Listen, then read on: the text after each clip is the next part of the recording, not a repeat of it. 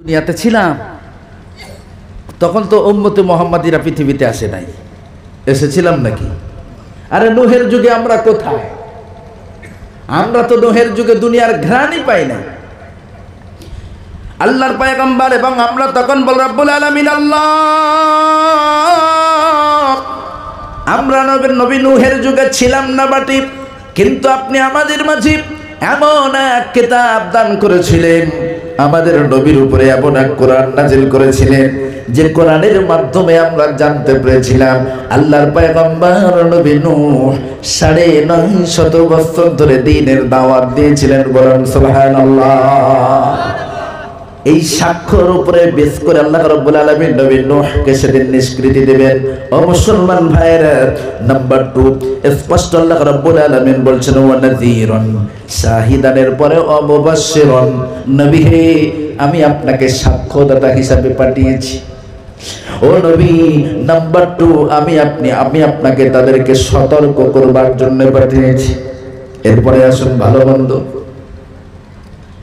কোনটা ভালো কোনটা মন্দ, কোনটা হারাম কোনটা হালাল, কোনটা জায়েজ কোনটা না জায়েজ, কোনটা বৈধ কোনটা অবৈধ, কোনটা আলো কোনটা আধার, এটাকে বোঝানোর জন্য আমি আপনাকে পাঠিয়েছি। আমি আপনার উপরে কিতাব নাযিল করেছি, এই কিতাব দিয়ে আপনি আমার বান্দাদেরকে বলুন, ও আল্লাহর বান্দারা, এটা হারাম এটা বৈধ এটা নাজায়েজ, এটা করো না, এই রাস্তায় যেও না, এই রাস্তা তোমার জন্য হারাম, এটাকে বোঝানোর জন্য আপনাকে সতর্ক করবার জন্য সতর্ককারী হিসাবে পাঠিয়েছি। আপনি তাদেরকে সতর্ক করুন, জাহান্নাম সম্পর্কে সতর্ক করুন, নচেৎ তারা মরতে দেরি আছে, জাহান্নামের আগুন তাদেরকে গ্রেফতার করতে দেরি করবে না। বলুন নাউজুবিল্লাহ। তাহলে নাম্বার 2, আল্লাহ নবীর দ্বিতীয় দায়িত্ব হলো আমাদেরকে সতর্ক করার জন্য তিনি এসেছেন। কোন সম্পর্কে? জায়েজ না জায়েজ, বৈধ অবৈধ, এবং জাহান্নাম থেকে বাঁচানোর জন্য সতর্ককারী হিসাবে আল্লাহ নবীকে পাঠিয়েছেন। কোন জাহান্নাম? وَلِلَّذِينَ كَفَرُوا بِرَبِّهِمْ عَذَابُ جَهَنَّمَ وَبِئْسَ الْمَصِيرُ إِذَا أُلْقُوا فِيهَا سَمِعُوا لَهَا شَهِيقًا وَهِيَ تَفُورُ تكاد تميز من الغيظ كلما ألقي فيها فوج سألهم خزنتها ألم يأتكم نذير। নবী, সেই জাহান্নাম সম্পর্কে আপনি তাদেরকে সতর্ক করুন। কোন জাহান্নাম? জাহান্নাম বড় ভয়ঙ্কর জায়গা। জাহান্নামীরা যখন তার কিনারায় যাবে, জাহান্নাম গর্জন করতে থাকবে, গোসায় ফেটে পড়বে। জাহান্নামী ব্যক্তিরা জাহান্নামের কিনারায় যখন ছুটে যাবে, তাদের আত্মা চমকিয়ে যাবে, তারা তাদের কদম উঠবে না। ও নবী, আপনি তাদেরকে বলে দিন, জাহান্নাম পরিচালিত ফেরেশতারা এতটাই কর্কশ, জাহান্নাম পরিচালিত ফেরেশতারা এতটাই নিষ্ঠুর, জাহান্নামীদের কোমরে রশি বাঁধবে, টান মারবে, টেনে হিঁচড়ে তাদেরকে জাহান্নামের দিকে নিয়ে যাবে। তারা যেতে চাইবে না, তারা বলবে এটাই তো বুঝি জাহান্নাম, এর থেকে আরো কি কোনো খারাপ জায়গা হতে পারে নাকি? শোনো বন্ধুরা, ও মেহালায়ের যুব সমাজ, পায়ে দুখানা ধরে তোমাদের বলে যায়, দুনিয়াতে এমন কোনো জায়গা নাই যেটাকে জাহান্নামের সঙ্গে তুলনা করা যায়। দুনিয়াতে অনেক ডেঞ্জার, অনেক ভয়ঙ্কর, অনেক খতরনাক জায়গা আছে, তারপরেও জাহান্নামের সঙ্গে তুলনা করা যায় এমন কোন জায়গা দুনিয়াতে নেই। জাহান্নামীরা জাহান্নামের রাস্তাঘাট দেখবার পরে মনে করবে এটাই বুঝি জাহান্নাম, যেতে চাইবে না, যে যেখানে পারবে বসে যাবে। জাহান্নাম পরিচালিত ফেরেশতারা তাদের কোমরে রশি বাঁধবে, টেনে হিঁচড়ে নিয়ে যাবে, চল জাহান্নামে চল, জাহান্নামে তোদের জন্য আযাব আছে, চল জাহান্নামে চল। জাহান্নামীরা যেতে চাইবে না। টেনে হিঁচড়ে যখন তাদেরকে জাহান্নামের একেবারে কিনারায় নিয়ে যাবে,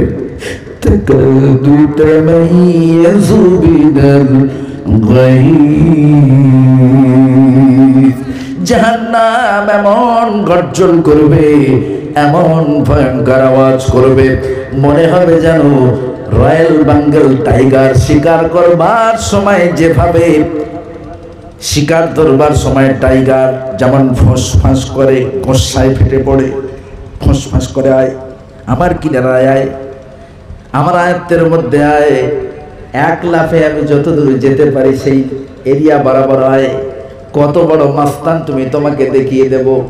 বাঘ যেন তার ভাষায় এমনটা করতে থাকে। ঠিক জাহান্নাম জাহান্নামীকে দেখবার পড়বে, জাহান্নামীদেরকে দেখবার পরে জাহান্নামও তেমন গোসায় ফাটবে, এমন আওয়াজ হবে, এমন বজ্রপাতের মতো আওয়াজ হবে, সমস্ত জাহান্নামীরা চমকে যাবে। কিন্তু ছাড় নাই, জাহান্নামীরা, জাহান্নাম পরিচালিত ফারিস্তারা তাদেরকে টেনে হিঁচড়ে জাহান্নামের ভিতরে যখন নিয়ে যাবে, একেবারে দরজার কিনারায় যাওয়ার সঙ্গে সঙ্গে হযরত মালিক ফারিস্তা সেদিন বলবে, স্পষ্ট হযরত মালিক ফারিস্তা তাদেরকে লক্ষ্য করে বলবেন, তাকাদু তামাইয়াজু মিনাল গায়জ। জাহান্নামের গর্জন দেখে যখন জাহান্নামীরা যেতে একটু ইতস্তত করবে, টেনে হিঁচড়ে যখন কিনারা নিয়ে যাবে, কুল্লামা উলকিয়া ফিহা ফাওজুন সালাহুম খাযারাতুহা। হযরত মালিক ফারিস্তাও চিন্তিত হয়ে যাবে, তিনিও কাঁদবেন আর বলবেন, ও আল্লাহর হতভাগা বান্দারা, ওরে আল্লাহর কপাল পোড়া বান্দারা, কেন আজ তোরা জাহান্নামের দিকে এলি? এটা তো বড় খারাপ জায়গা, এটা তো বড় ভয়ঙ্কর জায়গা। তোদের কাছে কি আল্লাহ কোনো ভীতি প্রদর্শনকারী পাঠান নাই? তোদের কাছে কি কোনো সতর্ককারী পাঠান নাই? কেন আজ মরতে তোরা এখানে এসেছিস? তখন জাহান্নামীরা বলবেন, ক্বালু বালা। সব জাহান্নামীরা বলবে, হ্যাঁ অবশ্যই আমাদের কাছে সতর্ককারী পাঠিয়েছিলেন। কদ জানা নাযীর, আমাদের কাছে সতর্ককারী পাঠিয়েছিলেন। ফাকাল্লাবনা ওয়া কুলনা মা নাযালাল্লাহু মিন শাই। কিন্তু দুর্ভাগ্য, আমরা তাদেরকে মিথ্যাবাদী বলে তাড়িয়ে দিয়েছিলাম আর বলেছিলাম আল্লাহ এমন ধরনের কিছু অবতীর্ণ করেননি, বরং আপনারাই ভুলের ভিতরে আছেন। দুনিয়াতে এসেছি, অর্থ ইনকাম করেছি, আয়েশ আরাম করব, খেল তামাশা করব, সুন্দরী যুবতীদেরকে নিয়ে রং তামাশা করব, মরে যাব, কবরের মাটি খেয়ে ফেলবে, আর কোনো ক্ষমতা, আর কোনো সমস্যা নেই। আমরা তাদেরকে মিথ্যাবাদী বলে তাড়িয়ে দিয়েছিলাম। হযরত মালিক বলবেন, তাহলে আর কোন বাবা তোমাদেরকে বাঁচাতে পারবে না, যাও, চলে যাও, জাহান্নামে চলে যাও। ও মুসলমান ভাইরা, ঠেলে ঠেলে টেনে হিঁচড়ে যখন জাহান্নামের ভিতরে জাহান্নামীদেরকে ঢোকানো হবে, মুহূর্ত মধ্যে তাদের শরীরের চামড়া, গোস্ত, হাড় হাড্ডি, রক্ত মুহূর্ত মধ্যে সব ভস্ম হয়ে যাবে। কেবলমাত্র শুধু তাদের জাহানটা ধুকপুক ধুকপুক করবে। এ সুন্দর বাদনের কোনো অস্তিত্ব থাকবে না, এ সুন্দর চেহারার বিন্দু মাত্র কোনো অস্তিত্ব থাকবে না।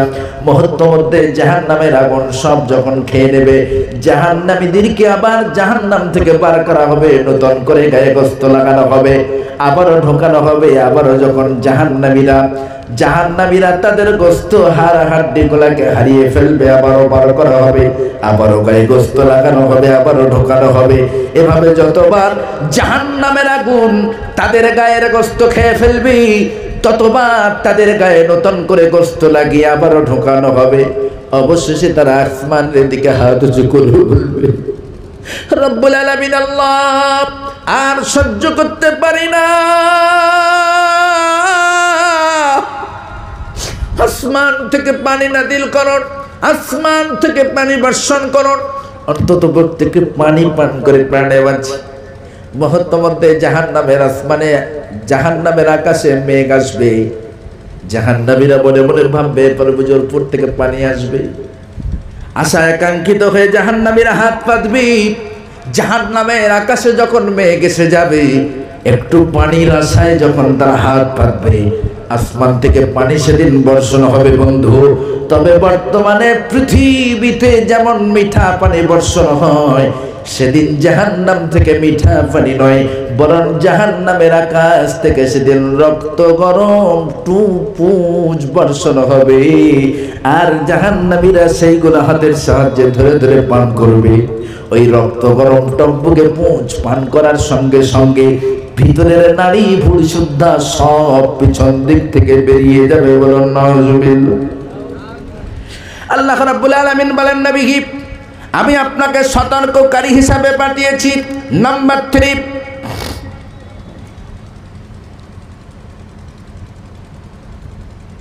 সতর্ককারীর পরে স্পষ্ট আল্লাহ রাব্বুল আলামিন বিশ্ব নবীকে লক্ষ্য করে বলেছেন, আপনি তাদেরকে সুসংবাদ প্রদানকারী, আপনি তাদের জন্য সুসংবাদ প্রদানকারী।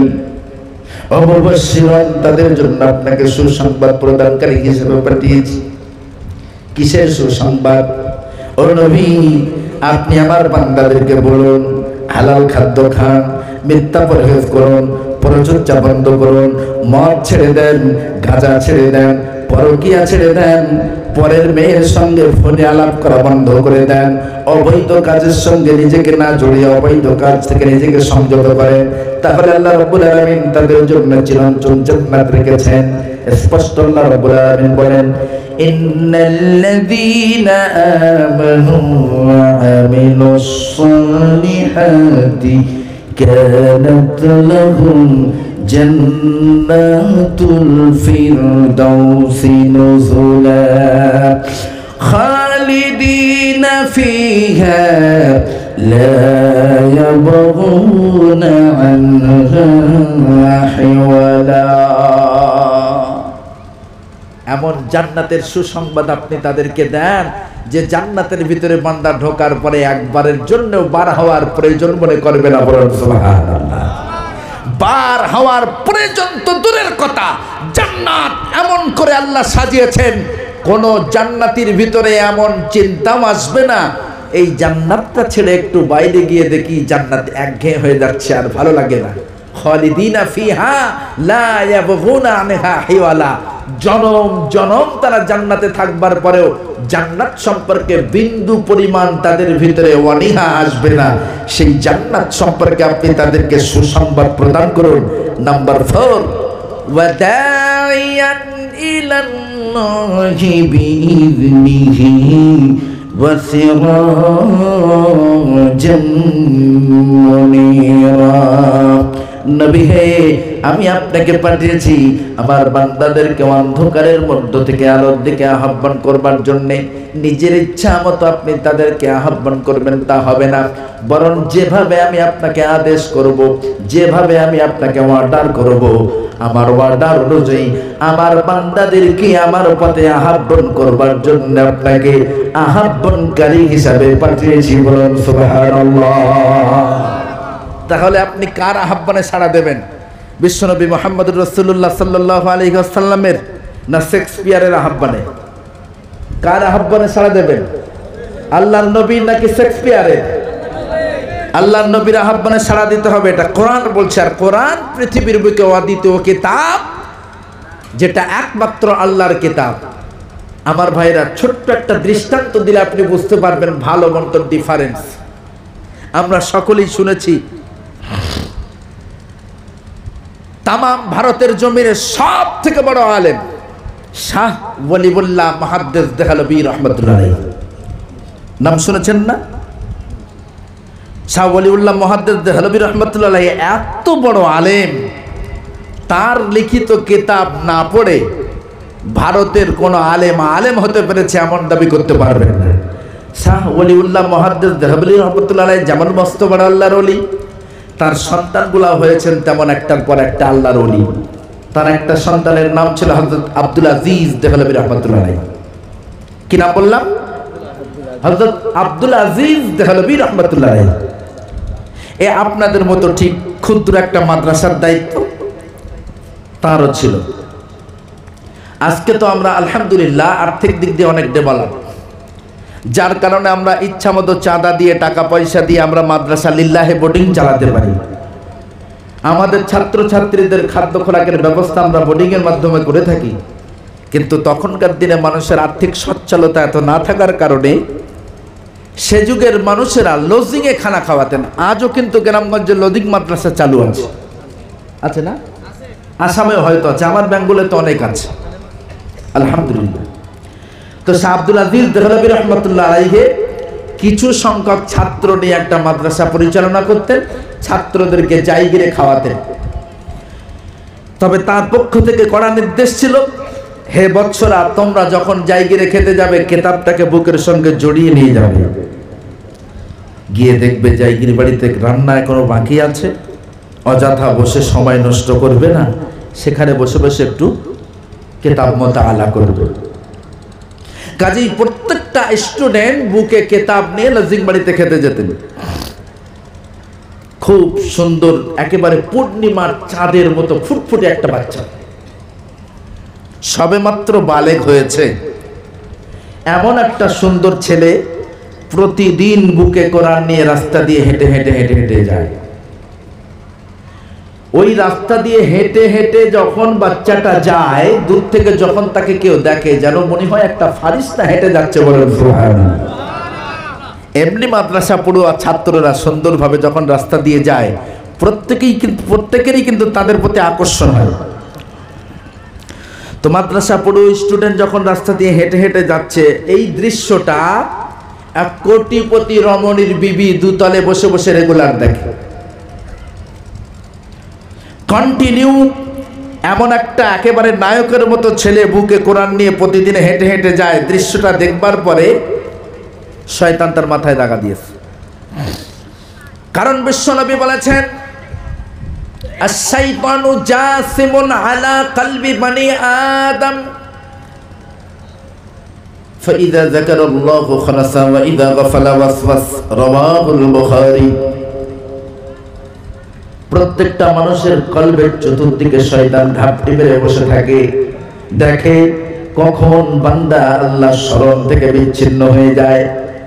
যখনই কোন আল্লাহর বান্দা কিংবা বান্দি আল্লাহর স্মরণ থেকে দূরে সরে যায়, আল্লাহর মুখোমুখি দাঁড়াতে হবে এই ভয়টা তার ভিতর থেকে যখন হারিয়ে যায়, অটোমেটিক্যালি শয়তান তার উপরে আক্রমণ করে, হামলা করে তার ঈমানের উপর। যে কোনো প্রকারে তাকে বেঈমান করবার জন্য শয়তান ঝাঁপিয়ে পড়ে। ও মুসলমান ভাইরা, এ নারী এ মহিলা প্রতিদিন দুতল থেকে দেখে দেখে দেখে দেখে হঠাৎ করে তার মনের ভিতরে এক নাপাক স্বপ্ন জাগলো। আরে এত সুন্দর ফুটফুটে চেহারা, নায়কের মতো দেখতে যে ছেলেটা, ওই ছেলেটাকে যদি আমি আমার বেডরুমে আনতে পারতাম, তার সঙ্গে যদি আমি আমার যৌন চাহিদা পূর্ণ করতে পারতাম, আমার কলিজাটা জুড়ে যেত। বলুন নাউজুবিল্লাহ। যখন ছেলেটা হেঁটে এসে যায়, আলটিমেটলি তার প্রতি একটা আশা জাগে, কুমন্ত্রণা জাগে। কয়েকবার যাওয়া আসা করতে করতে হঠাৎ করে ছেলেটাকে একদিন সে ডাকলো। যেহেতু তারা জায়গিরে খাওয়ায়, ডেকেছেন, সে আসতে বাধ্য। বুকে কেতাব নিয়ে ছোট্ট ছোট্ট কদমে নারীর ডাকে সাড়া দিয়ে সে নারীর ঘরের দিকে চলে গেল। মহিলা নিচে এসে তাকে বলল, উপরে এসো, আমার প্রয়োজন আছে। যখন বাচ্চাটা উপরে গেল, তার বেডরুমে নিয়ে গেল, তাকে লক্ষ্য করে বলল, তোমার কাছে যে কিতাবটা আছে সাইডে রেখে এসো। ছাত্রটা বলছে, না, কিতাব সাইড করার প্রয়োজন নেই, কিতাব আমার সঙ্গে থাকবে। আপনার কি প্রয়োজন আপনি বলুন, আমি কিতাব সঙ্গে নিয়েই মেটাতে পারবো। মহিলা বলছে, বলছি তোমাকে কিতাব সাইডে রেখে এসো, আর না হলে আমি এক্ষুনি আওয়াজ করব, তুমি আমার উপরে হামলা করেছো, তুমি আমার শ্লীলতাহানি করেছো, তুমি আমার সঙ্গে দুর্ব্যবহার করেছো, আমি চিৎকার চেঁচামেচি করে এখনই লোক জড়ো করব। চিন্তা করে দেখেন,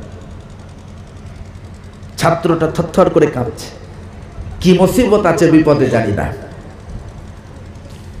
যখন তার হাত ধরে টানা হেঁচড়া শুরু করে দিল, এই যুবক, ভদ্রভাবে বলছি তুমি তোমার কাছে থাকা কোরআনটা দূরে সরিয়ে রাখো, আর না হলে তোমার খবর আছে। আমি মহিলা মানুষ, এখনই যদি হাঁকা চেল্লা করি পাড়ার যুবকেরা এসে তোমাকে ঠেঙিয়ে সাইজ করবে। বাধ্যতামূলক সে কোরআনটা সাইড করলো। এরপরে মহিলা তার হাত ধরে টানাটানি করতে লাগলো। আমার মতো সুন্দরী মহিলা পিউ, তুমি এখনো নিজেকে কন্ট্রোল করছো, তোমার ভিতরে কি যৌবন বলে কিছু নেই? কতদিন ধরে তোমার প্রতীক্ষায় আমি আছি। আমার স্বামী ব্যবসা সূত্রে বাইরে থাকে, আজকে কয়েক মাস স্বামীর সঙ্গে দেখা সাক্ষাৎ নাই। আমার জীবনের বড় তামান্না, আমার জীবনের বড় চাহিদা, তোমাকে নিয়ে আমি আমার যৌন চাহিদা পূর্ণ করব। এসব আমার যৌন চাহিদা পূর্ণ করো। যদি আজকে আমার চাহিদা মিটিয়ে না যাও, আমি এখনই লোক ডেকে তোমাকে লোকের হাতে তুলে দিয়ে মার খাওয়াবো। আল্লাহর গোলাম শাহ আব্দুল আজিজ রহমাতুল্লাহ আলাইহির ছাত্র, আল্লাহর মহান ওলি আব্দুল আজিজ রহমাতুল্লাহ আলাইহি যেমন আল্লাহওয়ালা, তার ছাত্ররাও ছিল তেমন আল্লাহওয়ালা। চিন্তায় পড়ে গেলেন, ডুকরি আল্লাহর কাছে কাঁদতে লাগলেন, আল্লাহ আমার ঈমান আমলের হেফাজতকারী একমাত্র আপনি। এ মহিলা যেমন করে আমাকে ধরে ফেলেছে, জানি না ঈমান আমল নিয়ে কিভাবে এর হাত থেকে রক্ষা পাবো। যখন ধরে টানা হেঁচড়া শুরু করে দিল, মাদ্রাসার ছাত্র তখন বলতে লাগলেন, একটুখানি অপেক্ষা করুন, আপনি যা বলবেন আমি তাই শুনব, তবে আমার হাজতের প্রয়োজন হয়েছে, টয়লেটের প্রয়োজন হয়েছে, আমাকে একটু টয়লেট সারতে দেন, তারপরে আপনি যা বলবেন আমি তাই শুনব। অ্যাটাচ টয়লেট মহিলা দেখিয়ে দিল, ঘরের সঙ্গেই টয়লেট আছে, যাও টয়লেট সেরে জলদি চলে এসো। শুনে রেখো যুবক, তুমি যদি আমার চাহিদা পূরণ না করো, আমি পাড়ার যুবকদেরকে ডেকে তাদের হাতে তোমাকে তুলে দেব, এবং আমি বলবো তুমি আমার সঙ্গে দুর্ব্যবহার করেছো, নিশ্চয়ই তারা তোমাকে ছেড়ে দেবে না। ও মুসলমান ভাইরা, ও মেঘালয়ের নওজোয়ান, তোমাদের পায়ে দুখানা ধরে বলে যায়, মেহেরবানি করে একটু ধ্যান দিয়ে শুনো। যখনই ছেলেটা ছাড়া পেল টয়লেটে যাওয়ার জন্য, ওই ছোট্ট বাচ্চা ছেলে টয়লেটের ভিতরে বসে বসে আল্লাহকে ডাকে আর বলে, রব্বুল আলামিন, আল্লাহ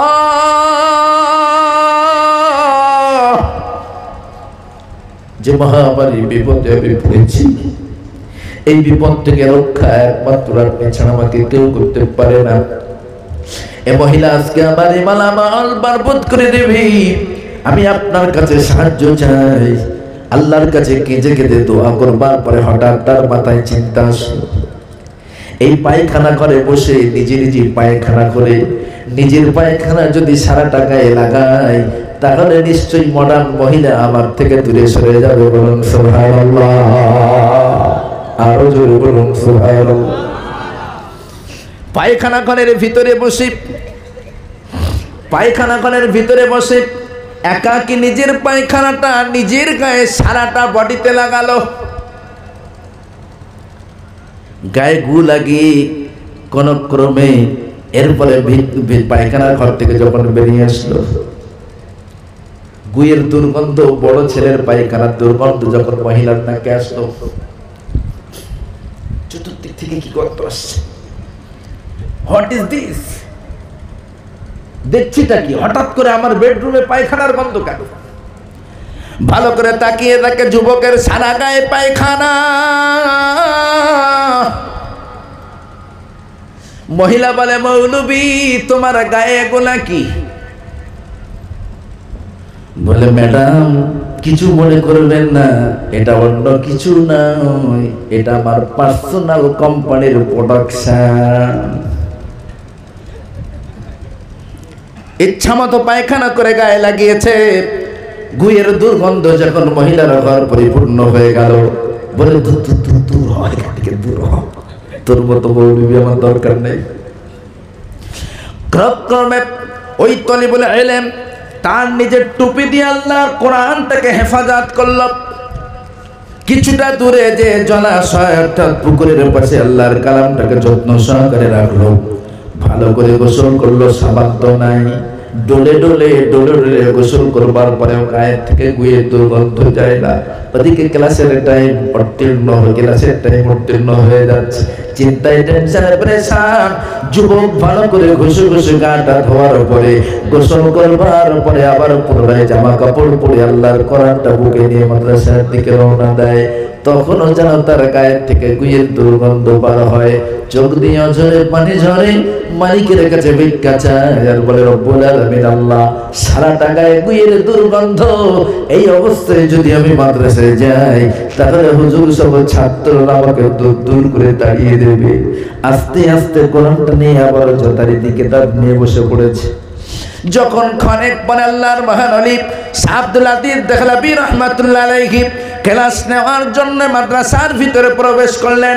আকস্মিক তার নাকে জান্নাতি সুঘ্রাণ। আল্লাহর মহান ওলি চিৎকার দিয়ে বলে, ও বাচ্চারা, কে তোরা জান্নাতি সুগন্ধি মেখেছ, বলুন সুবহানাল্লাহ। জান্নাতি সুগন্ধি? সব ছাত্ররা অবাক, কি ব্যাপার হুজুরে কি বলছেন? জান্নাতি সুগন্ধি কে মেখেছ তোমরা? জান্নাতি মিস্কের সেন্ট পাচ্ছি আমি। কার গায়ে জান্নাতি মিস্ক? অঝরে আল্লাহর বান্দা আব্দুল আজিজ রাহমাতুল্লাহ আলাইহি কাঁদেন আর বলেন, কে মেখেছ জান্নাতি? এসো আমার দিকে এগিয়ে এসো, আমি একটু তাকে বুকে নেব। ও মুসলমান ভাইরা, একের পর এক সব ছাত্রকে যখন দেখলেন, চেক করলেন, কারো কাছে জান্নাতি সুগন্ধি পেলেন না। বরং আস্তে আস্তে যে ছেলেটা নিজের গায়ে গুয়ের গন্ধ নিয়ে ঢুকেছিল, সে তো বসে বসে অঝরে কাঁদছে। বডি সার্চ করা হচ্ছে, বডি সার্চ করা হচ্ছে। এখন যদি আমার গায়ে পায়খানার দুর্গন্ধ পায়, হুজুর আমার উপরে রেগে যাবেন, মনক্ষুণ্ণ হবেন। মাথা নিচু করে গুনগুন করে চোখের পানি ছেড়ে দিয়ে হুজুর কাঁদতে লাগলেন।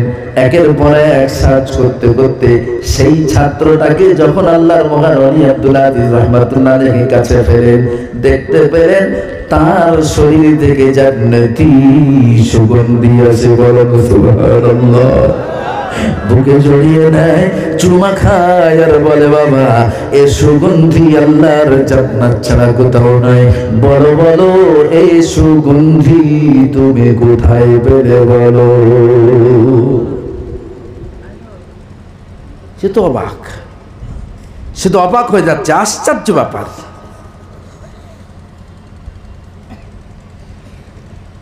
আমি গু মেখে আমি গায়ে গু পায়খানা মেখে মাদ্রাসা আসলাম, আর হুজুর বলে জান্নাতি সুগন্ধি। ব্যাপারটা কি? ডুকরে ডুকরে কাঁদে আর বলে, হুজুর বেয়াদবি মাফ করুন, জান্নাতি সুগন্ধি আমি কোথায় পাবো? জান্নাতি সুগন্ধি নয়, বরং আমি গু মেখে মাদ্রাসায় এসেছি। বলে হোয়াট? জি হ্যাঁ হুজুর, আপনার সঙ্গে সব আমি খুলে বলছি। আমি রাস্তা দিয়ে হেঁটে হেঁটে যেতাম, আমাকে লক্ষ্য করে এক সুন্দরী নাপাক স্বপ্ন অন্তরে জন্ম দিয়েছিল। সে আমাকে তার বেডরুমে নিয়ে গিয়েছিল। আমি অনেক কলে কৌশলে মালিকের সাহায্য যে টয়লেট খানায় যে নিজে পায়খানা করে নিজের গায়ে লাগিয়ে যখন মহিলার কাছে আসলাম, মহিলা আমাকে দূর করে তাড়িয়ে দিল। আমি গোসল করে ঘুমাকা অবস্থায় কোরআন সঙ্গে নিয়ে মাদ্রাসায় এসেছি। আল্লাহর মহান ওলি শাহ আব্দুল লতিফ দেহলভী রাহমাতুল্লাহ আলাইহি ওই সময় তাকে চুমা খায় আর বলে, আল্লাহর গোলাম, আল্লাহকে ভয় করেছো, আল্লাহ শরণ অন্তরে রেখেছো, রবের মুখোমুখি দাঁড়ানোর ভয়ে তুমি ওই নিশ্চিত জেনার হাত থেকে নিজেকে হেফাজত করবার কারণে আমার মালিক মাওলা রব্বে কারীম তোমার গায়ের গুয়ের গন্ধটা জান্নাতি মিস্কে পরিণত করে দিয়েছে। আরো জোরে বলুন সুবহানাল্লাহ। ও মুসলমান ভাইরা, দিনী শিক্ষার প্রয়োজনীয়তা কোথায় আপনারা বুঝতে পারছেন? দিনী শিক্ষা যদি ভিতরে না থাকবে তাহলে যেগুলো আসবে না, ঠিক কিনা? আর দিনী শিক্ষা যদি ভিতরে না থাকে, আজ সমাজের ওলামায়ে কেরাম যারা আছে, ওলামায়ে কেরামরা অনেকটা নিরুপায়। ওলামায়ে কেরাম মসজিদের মেহরাবে দাঁড়িয়ে যদি কোরআন থেকে কথা বলে, সভাপতি সেক্রেটারি যারা আছে তারা ওলামায়ে কেরামদেরকে লক্ষ্য করে বলে, ও মৌলবী, এনেছি তোমাকে নামাজ পড়ানোর জন্য, এনেছি তোমাকে নামাজ পড়ানোর জন্য, ফতোয়া দেওয়ার জন্য নয়। নামাজ পড়াও, মুরগার রাঞ্চি পাও, নাকে সরিষার তেল দাও, গোপ্র সাপের মতো ফসফাস করে ঘুমাও। কে হারাম খায়, কে পরকিয়া করে, নিয়ে বেশি বাড়াবাড়ি করতে যেও না, তাহলে হাইয়া আলাস সালাহ, হাইয়া আলাল ফালাহ। মৌলবী মাস শেষ হোক আর না হোক, বেতন নিয়ে পালা। মৌলবীরাও পড়ে গিয়েছেন উভয় সংকটে, করি থাকি। মেহরাবে দাঁড়িয়ে যদি কোরআন থেকে একটা কথা বলে, কোরআনের একটা কোরআন থেকে যদি সুদ সংক্রান্ত বিষয় একটা আয়াতে কারিমা নিয়ে মেহরাবে দাঁড়িয়ে যদি তরজামা করে, সুদের সঙ্গে যারা সংযুক্ত তারা আবার বাঁকা নজরে দেখবে, বড্ড ঘন ঘন মুরগাদান খাওয়াচ্ছি তো, দেশি মুরগি ছাড়া ভাত দেই না তো, হুজুরের তেল হয়ে গিয়েছে, ওই জন্য ফতোয়াবাজি করছে। ফতোয়াবাজি বন্ধ করছি না। নামাজ শেষে ইমাম সাহেবকে যে বলছেন, ধমক দিয়ে, সেক্রেটারি সাহেব, ইমাম সাহেব, আপনাকে আনা হয়েছে ইমামতির জন্য, ফতোয়া দেওয়ার জন্য নয়। আমার ভাইয়েরা, পারা নাম্বার 2, পৃষ্ঠা নাম্বার 5, সূরার নাম সূরা বাকারা, আয়াত নাম্বার 172, স্পষ্ট আল্লাহ রাব্বুল আলামিন বলেন, ইন্নাল্লাযীনা ইয়াকতুমুনা মা আনজালাল্লাহু মিনাল কিতাবি ওয়া ইয়াশতারুনা বিহি থামানান কলিলা উলাইকা মা ইয়াকুলুনা ফি বুতুনিহিম ইল্লান নার ولا يكلمهم الله يوم القيامة ولا يزكيهم ولهم عذاب أليم جل الله أكبر।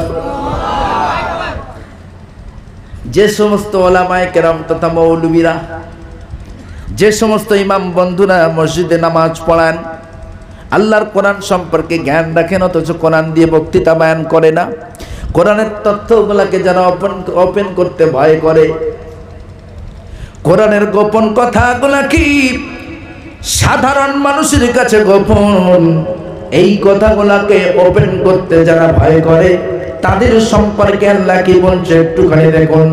ইন্নাল্লাযীনা, নিশ্চয়ই যারা, ইয়াকতুমুনা, গোপন করলো, মা আনজালাল্লাহু মিনাল কিতাব, যা আমি অবতীর্ণ করেছি এই কিতাবের ভিতরে, ওয়া ইয়াশতারুনা বিহি সামানান কলিলা।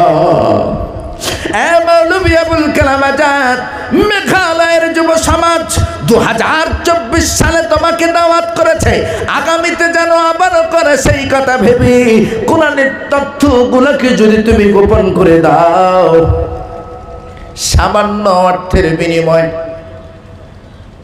বাই বিমানে মেঘালয়ে আসতে পেরেছি, হাদিয়া স্বরূপ পকেটে কিছু টাকা দেবে, বিমান খরচ দেবে, আগামীতে যেন আবারও দাওয়াত করে এই কথা ভেবে যদি সামান্য অর্থের বিনিময়ে তুমি কোরআনের তথ্যগুলোকে গোপন করে দাও, পরের আল্লাহ স্পষ্ট বলেছেন, উলাইকা মা ইয়াকুলুনা ফি বুতুনিহিম ইল্লান নার।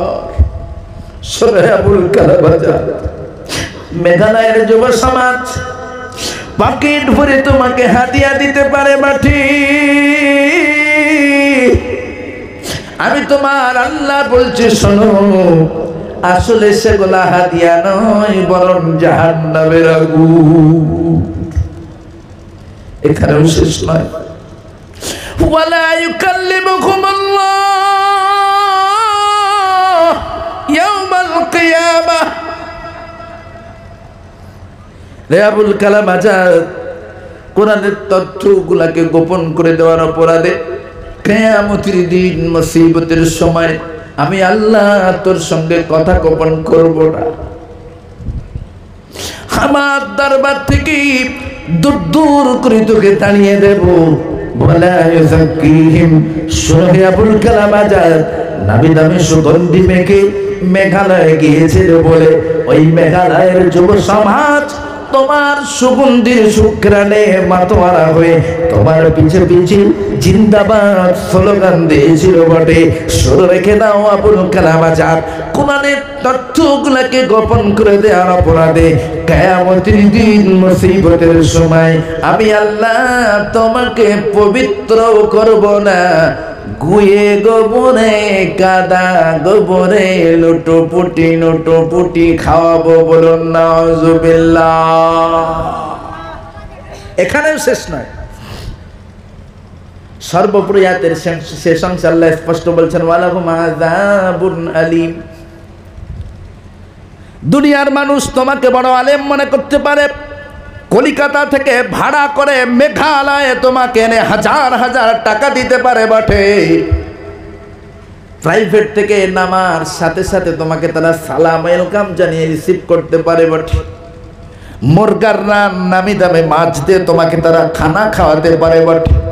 বিমানবন্দর থেকে তারা তোমাকে সালাম ওয়েলকাম জানিয়ে বাড়িতে নিয়ে আসতে পারে বটে। ও আবুল কালাম আজাদ, কোরআনের তথ্যগুলোকে গোপন করে দেওয়ার অপরাধী কিয়ামতের দিন মুসিবতের সময় আমি আল্লাহ তোমার ঠিকানা করে দেব জাহান্নাম, বলুন নাউজুবিল্লাহ। তোমার জন্য আছে ভয়ঙ্কর আযাব জাহান্নামের ভিতরে। হে নওজোয়ান, আমি আপনাদের কাছে জানতে চাই আপনারা কি এই কোরআনের সংস্কৃতিকে মেনে নেবেন না বর্তমান যুগের সভ্য নামের অসভ্য আমেরিকা ইংল্যান্ডের সংস্কৃতি মেনে নেবেন? কোন সংস্কৃতি মানবেন? কোরআন। আগামী কাল থেকে অন্তত পক্ষে নেটরাজ্যের মতো আমেরিকানদের মতো ব্রিটেনিদের মতো রোডের সাইডে দাঁড়িয়ে প্যানের চেনটা টেনে হজ পাইপ বার করে ছটছট করে ছাড়বো না এমন যুবক কজরাতে হাত তুলে দেখায়। হাত তুলছে না কিন্তু, হ্যাঁ? যে হাতগুলো না উঠছে তারা ব্রিটেনি, তারা আমেরিকান সংস্কৃতিতে বিশ্বাসী। হাত নামান। আশ্চর্য ব্যাপার, কিভাবে প্রস্রাব করবেন, কিভাবে পায়খানা করবেন এর থিওরি কোরআন আমাদেরকে দিয়েছেন কিনা, রাসূলের আদর্শের ভিতরে আছে কিনা? অথচ আজকে আমার সমাজের যুবকেরা আশ্চর্য ব্যাপার, রোডের সাইডে দাঁড়ায় নির্লজ্জের মতো চেনটা টেনে ছটছট করে ছেড়ে দেয়, তার প্রস্রাবের বেগে মাটি গর্ত হয়ে যায়। এমন নির্লজ্জ অবশ্য মেঘালয়ে একটাও নেই, আমার কলিকাতা আছে ভরি ভরি, ঠিক কিনা? হ্যাঁ, মেঘালয়ে একটাও নাই। হ্যাঁ আছে। তওবা করেন আল্লাহর গোলাম। আজ চিকাল থাকবো না রে, যাব চলে আপন ঘর, কি খেয়েছি কোথায় আছি রাখবে না কেউ খোঁজ খবর। আমি শুনছিলাম আমার বন্ধু ভাই ইদ্রিস কি সুন্দর ভাবে বলছিলেন, কেমন করে ঘুমাও তুমি, কেমন করে ঘুমাও তুমি, ফজর করে কাজা, এমন তো হতে পারে জোহরে জানাজা, এমন তো হতে পারে জোহরে জানাজা। যে সমস্ত যুব সমাজ নির্লজ্জের মতো রাস্তার সাইডে দাঁড়িয়ে দাঁড়িয়ে প্রস্রাব করে, আমি তাদের উদ্দেশ্যে বলতে চাই, যেখানে আপনি প্রস্রাব করলেন সেইখানেই তো আপনি নাপাক হয়ে গেলেন। ওইখান থেকে হেঁটে বাড়ি পর্যন্ত আসবেন, তারপর নিশ্চয়তা আপনার কাছে আছে কিনা? আছে। যেখানে প্রস্রাব করেছেন সেখান থেকে বাড়ি পর্যন্ত আসতে পারবেন, তারপর নিশ্চয়তা নেই। ওই অবস্থায় যদি আপনার মওত হয়ে যায়, আল্লাহ না করুন, বলুন তো দেখি, ওই অবস্থায় যদি আপনার মৃত্যু হয়ে যায়, আপনার লাশকে গোসল দেবেন যারা, তারা যতই পানি ঢালুক না কেন আপনাকে কি পবিত্র করতে পারবে? পারবে না, পবিত্র করা সম্ভব নয়। কারণ প্রস্রাব করার পরে জীবিত মানুষ যেভাবে ভালো করে ধুয়ে সাফ করে, একজন মৃত মানুষকে ওইভাবে পরিষ্কার করা সম্ভব নয়। নির্লজ্জের মতো এভাবে আমরা অপসংস্কৃতিকে সংস্কৃতি মনে করব না। আজ আমার সমাজে ডিজিটাল ভাবীরা এতটাই পরিবর্তনশীল, মানে আগেকার যুগের যারা একটু কোরআন পড়তে হলো তাদেরকে বলে শেখেলে, তাদেরকে বলে চাচি, দাদি, নানি।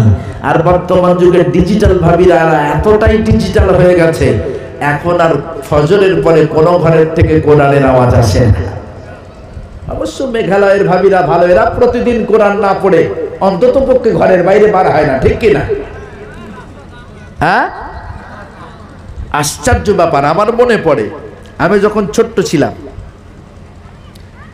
আমার বয়স যখন আনুমানিক 7 থেকে 8 বছর, শিশু সুলভ চাহিদা, ঘরের আশেপাশে ফলমূলের যে গাছগাছালিগুলো আছে, গাছ থেকে ভোর রাত্রে কোনো ফল পড়েছে কিনা সেটাকে কুড়ানোর জন্য দৌড়াদৌড়ি আমরা ছোটবেলা করি কিনা?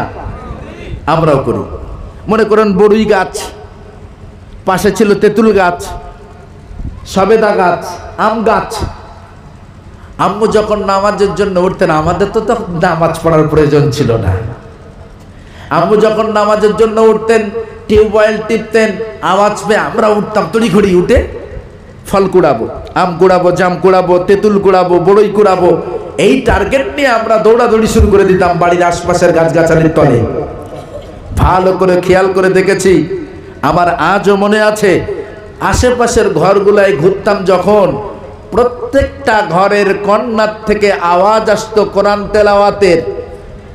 অবশ্য তারা আমাদের মতো এত সহিভাবে তেলাওয়াত করতে পারতেন না, আমাদের মতো এত সহিভাবে তেলাওয়াত না করলেও আগেকার মায়েরা, চাচিরা যেভাবে পড়তেন সে সুরটা আজও আমার ভিতরে আছে। খাতামাল্লাহু আলা কুলুবিহিম, ঠিক না? আজ আমরা তাসবিহ সহকারে তেলাওয়াত শিখেছি। আমার মায়েরা, চাচিরা, তাদের ভিতরে তাসবিহ নাই, তাদের ভিতরে কারিয়ানা নাই, নুরানি ট্রেনিং প্রাপ্ত তারা নয়। তারপরেও কোরআনের প্রতি তাদের এমন একটা আশা ভরসা ছিল, কোরআনের প্রতি তারা এতটাই অগ্রসর ছিল, ফজরের পরে একটু কোরআনের আওয়াজ, একটু কোরআন তেলাওয়াত না করলে যেন তাদের সারাটা দিন ভালো কাটতো না। কিন্তু বর্তমান যুগের ডিজিটাল ভাবীরা আর কোরআন তেলাওয়াত করার কথা মনে করে না, বরং পেটের ভিতরে সন্তান নিয়ে দোলনাতে বসে আর বেদের মেয়ে জ্যোৎস্নায় আমার কথা দিয়েছে বলে, ঠিক না? অবশ্য বেদের মেয়ে জ্যোৎস্না গান এদের আর ভালো টালো লাগে না, এখন লাগে কহো না পেয়ার হয়। আরো নিত্য নতুন যেসব ঢিসুম ঢুসুম গান বাড়িয়েছে এইসব। সোনা বন্ধুরা ও সোনামণি মা ভাবিরা, ও এলাকার নওজোয়ান, আপনি আপনার বেবির চক্ষুকে ফাঁকি দিয়ে মোবাইলে হাজির বেটিকে ফোন করে বলবেন, হ্যালো তুমি কোথায়, বলো আজকে তো তোমাদের স্কুল নাই, কোথায় আছো তুমি?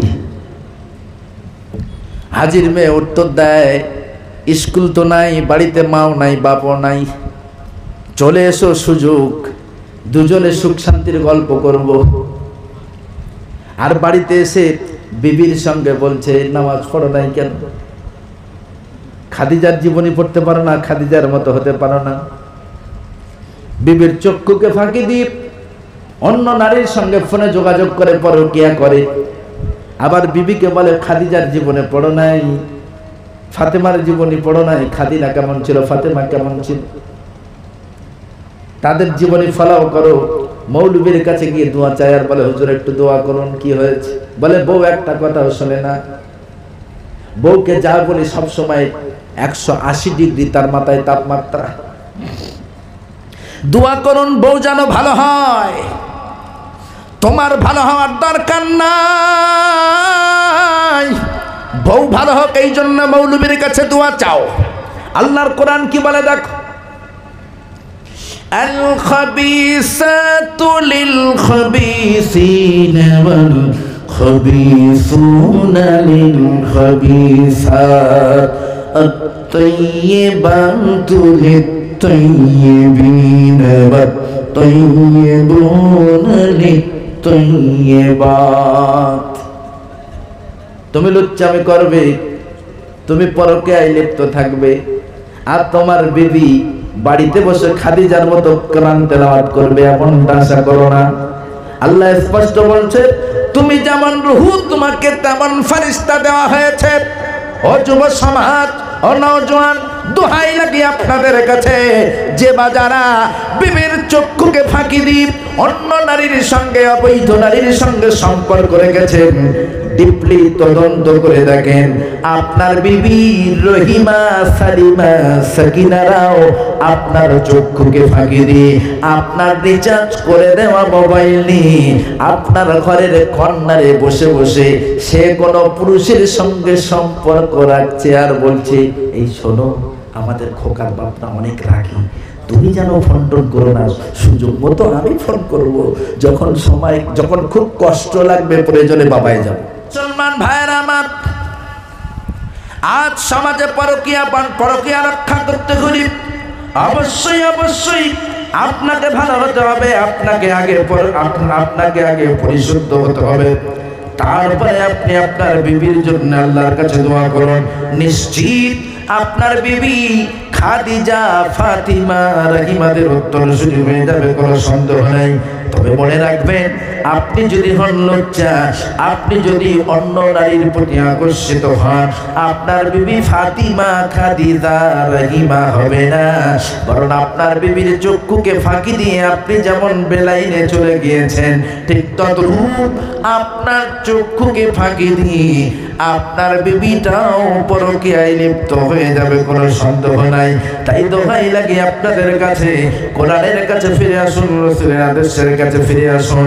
যদি কোরআন মাফিক দুনিয়াদারি করতে পারেন, রাসূলের আদর্শের মাপকাঠি অনুযায়ী যদি চলতে পারেন, ওই এলাকার মা বোনেরা, নাভির নিচের 4 আঙ্গুল, নাভির নিচের 8, নাভির নিচের 4 ইঞ্চি, নাভির উপরের 8 ইঞ্চি, সর্বমোট এই 12 ইঞ্চি জায়গাটা যদি পরপুরুষের নজর থেকে হেফাজতে রাখতে পারেন, রব্বুল আলামিন আল্লাহ আপনার গর্ভে আজও বাসগন্দির আল্লাহর ওলি পাঠাবে, কোনো সন্দেহ নেই। আমার ভাইরা, আমার বন্ধুবর আব্দুস সুবহান ভাই, তিনি মনে মনে ভেবেছিলেন যে হয়তো বা আজকেও আমার দাওয়াত আছে। তার যে দিনের বেলা ছিল এটা তার স্মরণ ছিল না, এই জন্য তিনি আজকে আর অন্য জায়গায় কোনো দাওয়াত নেননি। তিনি অলরেডি মঞ্চে এসে গেছেন, যেহেতু ভাই আছেন, তার সম্মানার্থে কমিটির মানে সমস্ত বন্ধুবর্গরা তাকেও মঞ্চে নিয়ে এসেছেন। ভাই যেহেতু আছেন, তিনিও কিছু কথা আপনাদের সম্মুখে পেশ করছেন এবং আখেরি মোনাজাত তিনি করবেন। সকলে ধীর স্থিরভাবে তার বক্তব্য শ্রবণ করুন। সকলে সুখে থাকুন, ভালো থাকুন, শান্তিতে থাকুন। সমস্ত সম্প্রদায়ের মানুষদের সঙ্গে কাঁধে কাঁধ মিলিয়ে সাম্প্রদায়িক সম্প্রীতিকে অক্ষুণ্ণ রাখতে সমস্ত সম্প্রদায়ের মানুষকে নিয়ে একসঙ্গে সামাজিক কাজে যুক্ত হয়ে যান। আল্লাহ আমাদের তৌফিক দান করুন। বলি সকলে আল্লাহুম্মা আমিন। ও আখিরি দাওয়া আনা আনিল হামদুলিল্লাহি রাব্বিল আলামিন। ওয়াসসালামু আলাইকুম ওয়া রাহমাতুল্লাহ।